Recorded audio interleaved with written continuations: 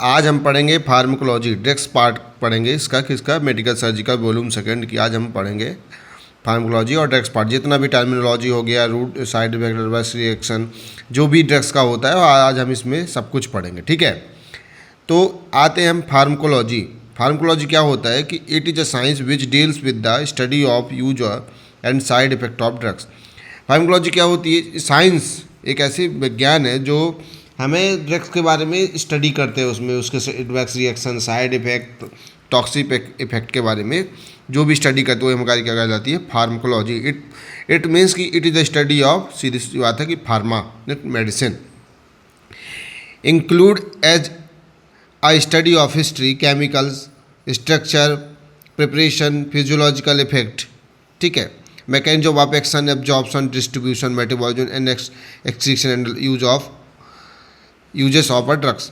मतलब फार्माकोलॉजी में हम ये सब पूरा पढ़ते हैं कि मेडिसिन के बनने से लेकर, खाने से लेकर, उसके डाइजेशन सिस्टम से लेकर स्क्रीट आउट होने तक की सारी स्टडी हम क्या करेंगे इसमें फार्माकोलॉजी में हम पढ़ेंगे। लॉजी मीन्स होता है स्टडी करना। ठीक है, तो अब हम आते हैं ड्रग्स। ड्रग्स क्या होता है? It is a substance use for the diagnosis, prevention, treatment or और क्योर ऑफ डिसीज। ड्रग्स क्या होता है? सब्सटेंस यूज ऑफ डायग्नोसिस, मतलब किसी डायग्नोस करने के लिए या किसी डिग्नस को प्रिवेंशन करने के लिए, उसका ट्रीटमेंट करने के लिए और डिसीज़ को क्योर करने के लिए हमने क्या यूज़ करते हैं, जिस चीज़ को यूज़ करते हैं उसको बोल सकते हैं हम ड्रग्स। अब आते हैं routes of drugs administration. Study तो सब बेस्ट है, लेकिन सबसे महत्वपूर्ण इंपॉर्टेंट बात क्या होती है कि रूट्स ऑफ एडमिनिस्ट्रेशन।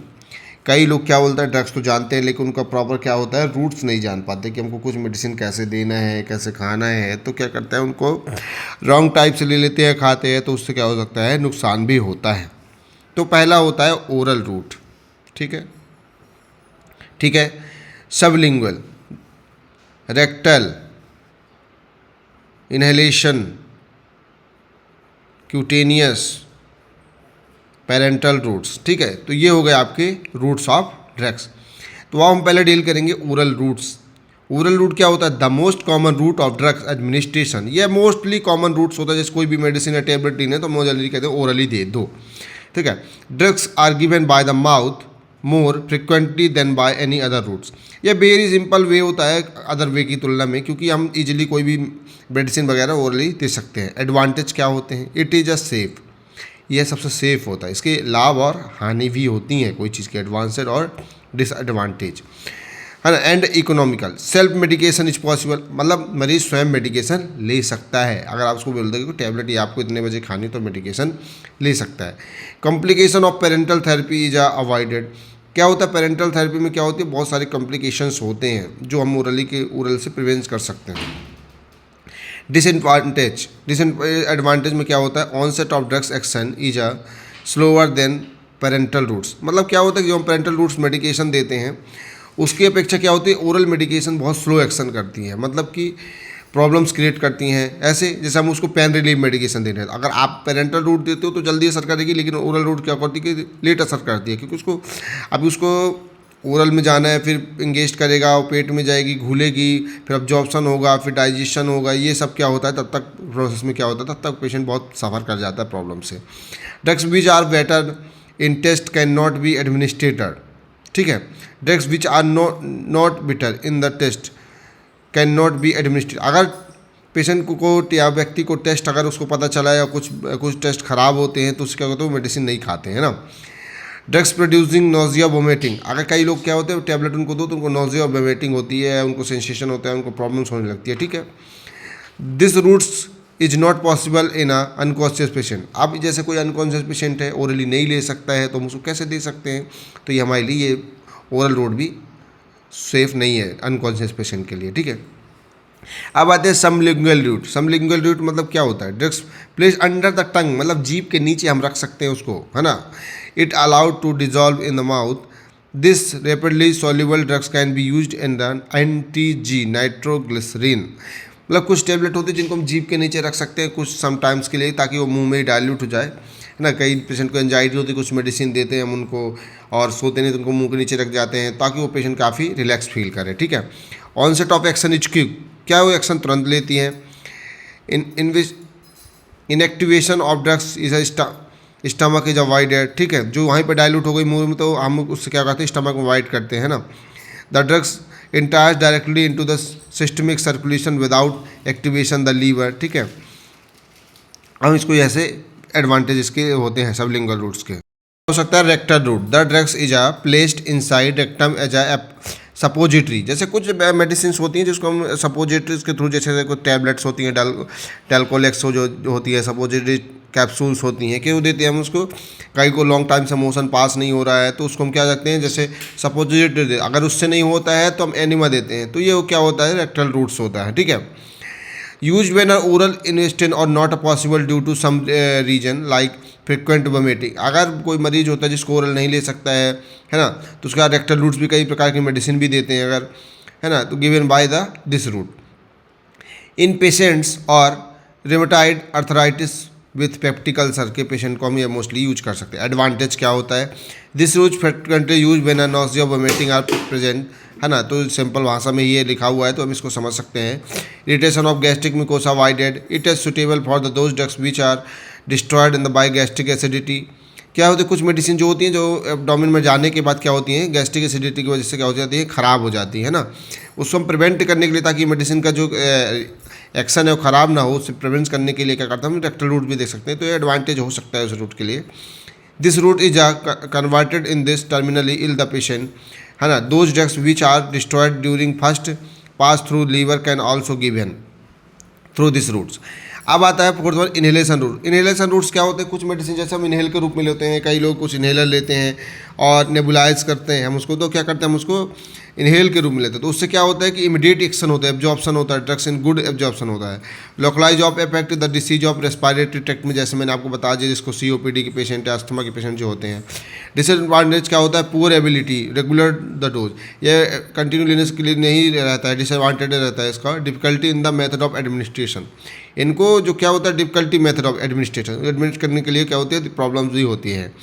क्यूटेनियस और टॉपिकल रूट्स, कुछ मेडिसिन जो होते हैं हम क्यूटेनियस सब क्यूटेनियस देते हैं 15 डिग्री में, जो स्किन में देते हैं, लाइक इंसुलिन हो गया, ये सब क्या हो जाती है, कुछ मेडिसिन होती है जैसे LMWX, कई सारी मेडिसिन जो होती हैं जिनको हम क्यूटेनियस और टॉपिकल रूट देते हैं। पैरेंटल रूट्स, पैरेंटल रूट्स में क्या हो सकते हैं, ये हमने मोस्ट ऑफ इंपॉर्टेंट टॉपिक है, इसको हमको विशेष ध्यान है। पैरेंटल रूट्स में क्या हो सकता है, पैरेंटल रूट्स वैसे तो पेशेंट को ज़्यादातर मेडिसिन पेरेंटल रूट्स से ही जाती हैं, जैसे आता है route of administration of drugs other than alimentary tract that are called parenteral routes, that drugs injected with the help of the injection directly into the blood और some particular part of the body, injection में be given.